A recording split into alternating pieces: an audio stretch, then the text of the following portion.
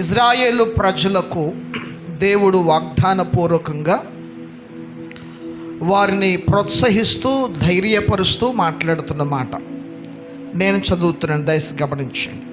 యోధా వారులారా, ఇశ్రాయేలు వారులారా, మీరు అన్యజనులలో ఎలాగో శాపాస్పదమై ఉంటిరో అలాగే మీరు ఆశీర్వాదాస్పదమగునట్లు నేను మిమ్మల్ని రక్షింతును. ఆమేన్, హల్లెలూయా. ఇక్కడ రెండు మాటలు చెప్తూ ఉన్నాడు దేవుడు. అన్యజనుల మధ్య మీరు ఎలాగున శాపాస్పదముగా అనగా శపింపబడిన వారుగా, శాపగ్రస్తమైన జనముగా, శాపమును అనుభవించేవారుగా అన్యజనుల మధ్య మీరు ఎలాగున్నారో అదే ప్రజల మధ్య ఎవరైతే నిన్ను శాపగ్రస్తుడువు అన్నారో, ఎవరైతే నీవు శపించబడిన వాడు అని మాట్లాడుతూ ఉన్నారో వారందరి ఎదుట నేను నిన్ను ఆశీర్వాదాస్పదంగా మారుస్తాను. దేవునికి స్తోత్రం చెప్పుదాం. ఆమేన్, హల్లెలూయా, హల్లెలూయా. ఈరోజు ఈ మాటను కాక మీరు ధ్యానం చేసి ఇష్టపూర్వకంగా మీరు స్వీకరించగలిగితే, ప్రభు మాటను బట్టి చెప్తున్నాను దైవజనుడిగా, రాబోయే దినాల్లో దేవుడు మీ జీవితాల్ని, దేవుడు మీ కుటుంబాన్ని ఎలాగ మారుస్తున్నాడంటే, మీరు ఎక్కడ ఓడిపోయారో అక్కడే దేవుడు మిమ్మల్ని విజయాన్ని నిలబెడుతున్నాడు. ఆమేన్, హల్లెలూయా. గత కాలంలో ఎవరి చేత నిందించబడ్డారో నిందించబడిన స్థలములోనే దేవుడు మిమ్మల్ని తల ఎత్తుకునేవాడిగా చేయబోతున్నాడు. ఆమేన్, హల్లెలూయా, హల్లెలూయా. నేను ఇంకో మాట అంటాను, గత కాలంలో ఎవరికి ఎక్కువ బాకీ పడిపోయారో, ఎక్కడ ఎక్కువ అప్పులు చేశారో వారికే మరలా మీరు తిరిగి అప్పు ఇవ్వబోతా ఉన్నారు. ఆమేన్, హల్లెలూయా, హల్లెలూయా. ఈ మాట నేను చెప్పట్లేదండి. దేవుడు ఇశ్రాయేలీయులతో తన ప్రజలని యోధా వారితో చెప్తా ఉన్నాడు. ఏ అన్యజనుల మధ్య మీరు శాపాస్పదముగా ఉన్నారో, పిలువబడ్డారో అదే ప్రజల మధ్య నేను మిమ్మల్ని ఆశీర్వదిస్తాను. ఆమేన్, హల్లెలూయా. ఎందుకనగా పిల్లరా, మన దేవుడు ఆశీర్వదించే దేవుడు. మన దేవుడు తన ప్రజలను యోగక్షేమాల గురించి విచారించే దేవుడు. ఆమేన్, హల్లెలూయా, హల్లెలూయా. సాధారణంగా మానవులమైన మనమే మన బిడ్డల యోగక్షేమాల గురించి విచారిస్తామా లేదా? ఆ పిల్లోడు తిన్నాడో లేదో, క్యారేజ్ పట్టుకెళ్ళాడు, పని అయ్యిందో లేదో, నేను ఆ పొట్లం సెపరేట్గా పెట్టాను, అది తిన్నాడో లేదో అని ఇంటికాడ ఉండి తల్లి ఏం చేస్తుంది? ఆలోచన చేస్తుంది. తల్లి యొక్క స్వభావం, తల్లిదండ్రుల స్వభావం అంతే. బిడ్డల గురించి విచారిస్తూ ఉంటారు. ఎలాగున్నారు, ఏంటి, తిన్నారా, తినలేదా, వెళ్ళాడా లేదా. అది మంచిది కాదు. మనం ఎప్పుడైనా సరే మనం పెద్దవారిని విడిచిపెట్టి వెళ్ళామంటే వెళ్ళిన వెంటనే నేను క్షేమంగా చేరానని ఫోన్ చేయాలి. కాబట్టి మనం ఏం చేయాలంటే వెళ్ళిన వెంటనే, వెళ్ళిన తర్వాత దూరంగా ఉన్నప్పుడు, అమ్మ బాగున్నావా, నాన్న బాగున్నావా, భోజనం చేశాను, ఎలాగున్నారు, నేను పర్లేదు బాగున్నాం, మేము పలానా చోటకు వచ్చాం అని జస్ట్ ఒక్కొక్కసారి అలా ఇంటిమేషన్ ఇచ్చామనుకో, వాళ్ళ ఇంటికాడ ప్రశాంతంగా దేవునికి స్తోత్రం చెప్పుదాం. అంటే తల్లిదండ్రుల మనసు అంతే. మరి శరీర సంబంధమైన తల్లిదండ్రులమైన మనమే అలాగుంటే తన స్వరూపంలో చేసుకున్న దేవుని మనసు ఎంత గొప్పదో చూడండి. ఇంకెక్కువ ఆలోచన చేస్తాడు. నువ్వు ఎలాగున్నావో ఆలోచన చేస్తాడు, ఏం తిన్నావో ఆలోచన చేస్తాడు, ఏ కష్టాలు పడుతున్నావో ఆలోచన చేస్తాడు. నేను అంటాను, మనం పట్టించుకోకపోయినా దేవుడు మన గురించి ఎప్పుడూ కూడా పట్టించుకుంటాడంట. దేవునికి స్తోత్రం చెప్పుదాం, దేవునికి స్తోత్రం చెప్పుదాం. మనం పట్టించుకోం దేవుణ్ణి. కష్టం వస్తేనే దేవుని పట్టించుకుంటాం, కష్టం లేకపోతే, కష్టం తీరిపోతే మర్చిపోతాం దేవుణ్ణి. కానీ దేవుడు కష్టంలో ఉన్నప్పుడు నిన్ను పట్టించుకుంటాడు, సంతోషంగా ఉన్నప్పుడు పట్టించుకుంటాడు. ఆమేన్, హల్లెలూయా. కాబట్టి దేవుని మనసు చాలా గొప్పది. అందుకనే ఇశ్రాయేలీయులతో యోధా వారితో అంటాడు కదా జకర్యా గ్రంథంలో, ప్రవక్త అయిన జకరియా ద్వారా ఇశ్రాయేలీయులకు వాగ్దానం చేస్తుంటాడు కదా, మీరు ఎక్కడ శాపాస్పదముగా ఉన్నారో, ఏ ప్రజల మధ్య శపించబడిన వారిని పిలువబడుతూ ఉన్నారో, ఏ ప్రజల ఎదుట శపించబడినటువంటి స్థితిని మీరు జీవిస్తూ ఉన్నారో, అదే ప్రజల మధ్య నేను మిమ్మల్ని ఆశీర్వదించబోతున్నాను. ఆమేన్. హల్లెలూయా, హల్లెలూయా. కానీ ఈరోజు వాక్యాలు వింటున్న మనము, మన దేవుడు గత కాలంలో ఎక్కడ ఓడిపోయామో రాబోయే దినాలు అక్కడ విజయాన్ని ఇవ్వబోతాం. ఆమేన్. హల్లెలూయా, హల్లెలూయా. గత కాలంలో ఎన్ని కష్టాలు పడ్డామో, ఎక్కడ అవమానపరచబడ్డామో, దేవుడు అక్కడే నిన్ను మరలా తల ఎత్తుకునేవాడిగా చేయబోతాం.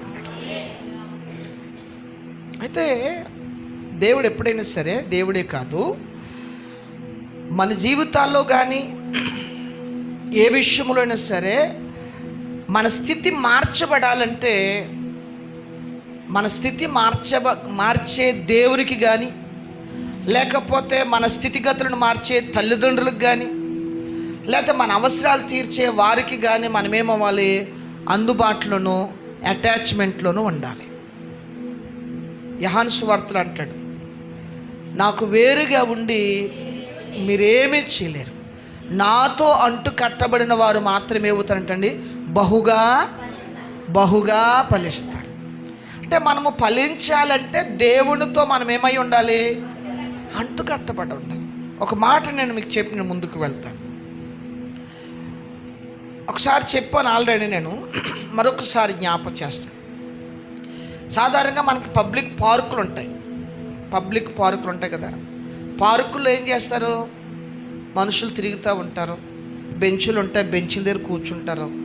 అప్పుడప్పుడు మనం కూడా పిక్నిక్లకి వెళ్ళి పులిహోర వండుకొని, పాలన్నం వండుకొని, బూరెలు వండుకొని 10 మంది వెళ్ళిపోయి ఆ చెట్టు కింద కూర్చుని ఆ పార్కులో తినేసి, వైజాగ్ వెళ్ళిన వాళ్ళు కనబడుతుంది, ఆర్కే పార్క్ ఉంటుంది, ఆర్కే బీచ్ అని ఇంకేయో పార్కులు ఉన్నాయి, అక్కడికి వెళ్ళి తినొస్తారు కొంతమంది. అలాగే ఒక పార్క్ ఉంది, ఆ పార్కులో చాలామంది ప్రజలు వెళ్తూ ఉన్నారు, తిరుగుతూ ఉన్నారు, చూస్తూ ఉన్నారు, కూర్చుంటున్నారు. చాలా ప్రతిరోజు జనసందోహము ఆ పార్క్ నిండా తిరుగుతూ ఉన్నారు జనం. ఆ పార్కులో రకరకాల లొకేషన్స్ ఉన్నాయి. మన పిచ్చి అంటే ఈ మధ్యకాలంలో ఒక చెట్టు కొంచెం వంకరగా మొలిస్తే చాలు, దాని పక్కకి వెళ్ళిపోయి ఏం తీసుకున్నా చెప్పండి, సెల్ఫీ తీసేసుకుంటాం. సెల్ఫీ తీసుకున్న ఈ పిచ్చి ఎక్కువైపోయింది. కనీసం వాడు యాక్సిడెంట్ అయిపోయి చచ్చిపోయి ఏడుతున్నా సరే వాడు పక్కన సెల్ఫీ దిగి, యాక్సిడెంట్ అయింది, నేను పలానా చోట ఉన్నాను, అక్కడ యాక్సిడెంట్ అయింది, అంత పిచ్చి అయిపోయింది మన జనాలకి. అలాగే ఆ పార్కులో చాలామంది వచ్చి అక్కడ కొన్ని లొకేషన్స్లో ఫోటో దిగుతూ ఉన్నారు. అయితే ఆ పార్కులో ఒక పెద్ద బండ ఉంది. ఏమని చెప్పండి? బండ ఉంది. ఆ బండ దగ్గర కూర్చునే వాళ్ళు కొంతమంది, ఆ బండ దగ్గర జారమడి ఫోటో దిగేవారు కొంతమంది, ఆ బండ మీద చెప్పండి కిల్లీలు నవ్వులేసి ఊసేసిన వాళ్ళు కొంతమంది. ప్రతిరోజు ఆ బండను చూసేవాళ్ళే ఆ పార్కులోకి వచ్చిన వాళ్ళు. చాలామంది ఆ పార్కులోకి వచ్చిన వారు ఆ బండ దగ్గర నిలబడి ఫోటోలు దిగిన సందర్భాలు ఉన్నాయి, ఆ బండ మీద కూర్చున్న సందర్భాలు ఉన్నాయి. అందరికీ ఆ పార్కుకి వచ్చిన వారు అందరికీ బండ అందరికీ సుపరిచితమైన బండ. ఇంకో పలానా చోట ఆ పార్కులో బండ ఉంటే చూసామంట, నేను ఇంతసేపు ఫోటో దిగాను అన్నాడు అందరం. అంటే అందరికీ పరిచయమే బండ. అలాగున చాలామంది పార్కుకి వెళ్ళి ఆ బండను చూసి బండతో ఫోటో దిగి వస్తూ ఉన్నారు. ఒకరోజు ఆ ఊరిలోకి లేక ఆ పార్కులోకి ఒక శిల్పి వెళ్ళాడంట. ఎవరు చెప్పండి? ఒక శిల్పి అంటే బొమ్మలు చెక్కేవాడు. ఆయన కూడా అందరిలాగా పార్కులోకి వెళ్ళాడు. ఆయన మొత్తం మీద పార్క్ అంతా తిరుగుతున్నాడు, చక్కగా చూస్తున్నాడు, చాలా ఆహ్లాదకరంగా ఉంది పార్కు, అందమైన లొకేషన్స్ ఉన్నాయి. ఆయన కూడా ఫోటోలు తీసుకుంటున్నాడు. అలా తీసుకుంటూ ఎక్కడికి వచ్చాడో తెలుసండి? బండ దగ్గరకు వచ్చాడు. బండ దగ్గరకు వచ్చి బండ దగ్గర నుంచి అలా చూస్తూ ఉన్నాడు. అలాగే నిలబడిపోయాడు. లొకేషన్ చాలా బాగుంది, పార్క్ అంతా చాలా బాగుంది, రకరకాల మంచి మంచి బొమ్మలు చాలా చోట్ల ఉన్నాయి, మంచి పిల్లలు ఆడుకోవటానికి కూడా చక్కటి ప్లే గ్రౌండ్స్ ఉన్నాయి, అన్నీ చాలా జనం కనబడుతూ ఉన్నారు.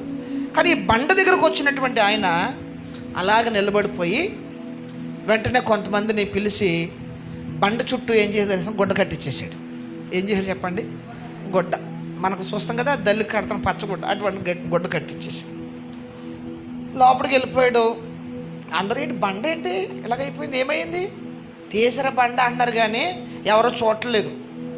ఎందుకంటే అందరికి పరిచయమైన బండ కదా, కనపడతలేదు బండ ఇప్పుడు. అలా కొన్ని రోజులు అయింది. కొన్ని రోజులు అయిన తర్వాత ఆ బండ చుట్టూ చూసి కట్టినటువంటి గుడ్డను తీసేసాడు ఆయన.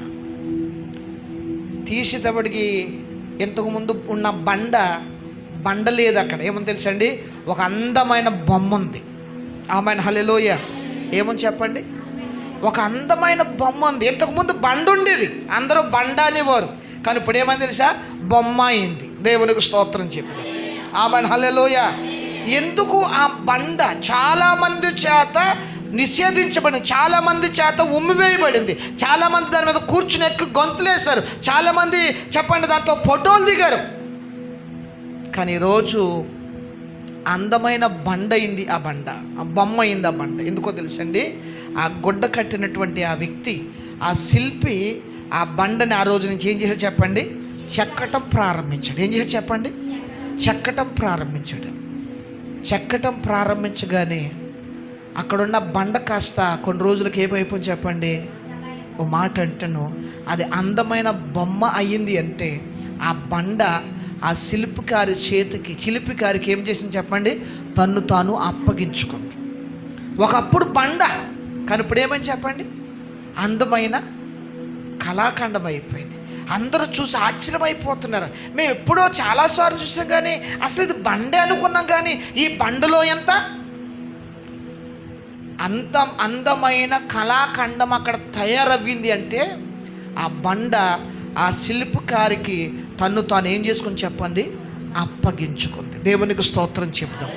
ఈరోజు అప్పుల ఊబులో ఉన్న నీవు, అనారోగ్య సమస్యలతో ఉన్న నీవు, నిందలు భరిస్తూ ఉన్న నీవు, శోధనలు భరిస్తూ ఉన్న నీవు, అవమానాలు భరిస్తూ ఉన్న నీవు, నీ ఇంటి వారు పదే పదే నువ్వు మంచిదారువు కాదని ప్రతిరోజు నిందిస్తూ ఉన్నారు. నేను అంటున్నాను, ఆ నిందలు నీకేమైపోయింది తెలుసండి, అలవాటు అయిపోయి అలాగే తిడతారు. మనకు ఇలా కొత్త ఏంటి అనుకుంటున్నాను నువ్వు, కానీ మాట అంటున్నాను, ఈరోజు దేవుని వాక్యం అంటుంది, నువ్వు నిందలు భరిస్తున్నావేమో, అవమానాలు భరిస్తున్నావేమో, అప్పుల సమస్యలతో సతమతం అవుతున్నావేమో, ఈరోజు దేవుడు వాగ్దానం చేస్తున్నాడు కదా, నేను నిన్ను ఆశీర్వాదాస్పదంగా మారుస్తాను. Amen hallelujah.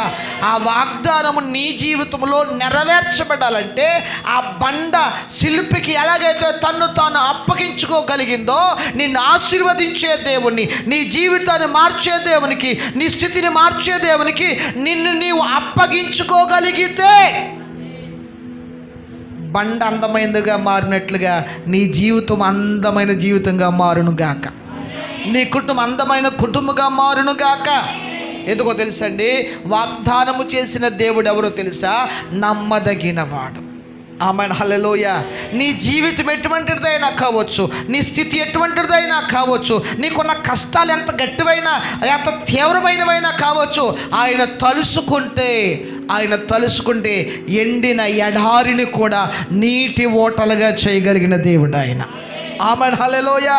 ఈ రాత్రి వాక్యం ఉంటున్న ప్రియ సహోదరి సహోదరుడా, నిన్ను నీవు దేవునికి అప్పగించుకోగలిగితే ఈరోజు ప్రభు మాటల వాగ్దానం చేస్తూ అంటాడు కదా, నీ జీవితాన్ని ఆశీర్వాదకరంగా మార్చబోతున్నాను.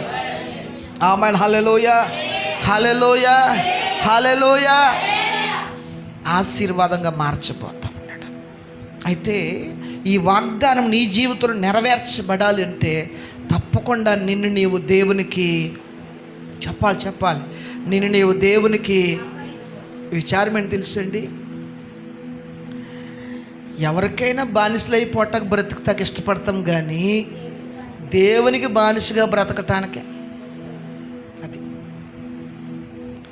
మనము మన జీవితాల్లో నిజమైన దైవికమైన ఆశీర్వాదాలు మన జీవితాలు కలగకపోవటానికి కారణం ఏంటంటే, ఓ 10 లక్షలు అప్పిచ్చిన ఆయనకి నువ్వు బాకీ తీరిన దాకా మీ పిల్లలిద్దరిని పాలితను పంపించంటే రోజు పొద్దుట పంపించేస్తావు. రే ఎకరా బాబా లేనిపోయిన తంటలు వస్తాయి అని పొద్దుట లేపి ఎక్కడ పంపిస్తావు చెప్పండి, ఆడి దగ్గర పాలితను భలే బాగా చక్కగా పంపించేస్తాం. కానీ అదే దేవుని మందిరానికి దేవుని వాక్యం చదవటానికి, అదే దేవుని కొరకు జీవించటానికి మనం అలా ప్రోత్సహిస్తామా? చెప్పండి, అలా ప్రోత్సహిస్తామా? ఆడు పొద్దుట లేపదు, ఎల్లరా బాబా సావకర్ మళ్ళీ వచ్చేస్తాడు, ఫోన్ చేసేస్తాడు, రాడా ఎల్లరా బాబా అని బతిమినాడు మొత్తం మీద ఆడు వెళ్ళకపోయినా సరే తోలేస్తాం.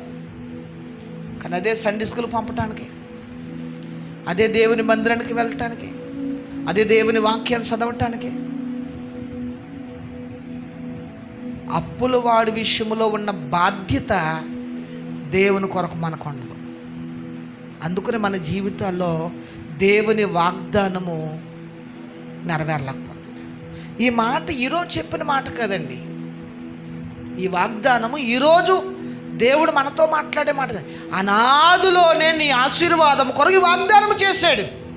కానీ ఈ వాగ్దాన ప్రకారంగా మనము దేవునికి అప్పగించుకోవటం లేదు. కాబట్టే ఈ వాగ్దానం మన జీవితంలో, అబ్రహాముకు దేవుడు వాగ్దానం చేశాడు.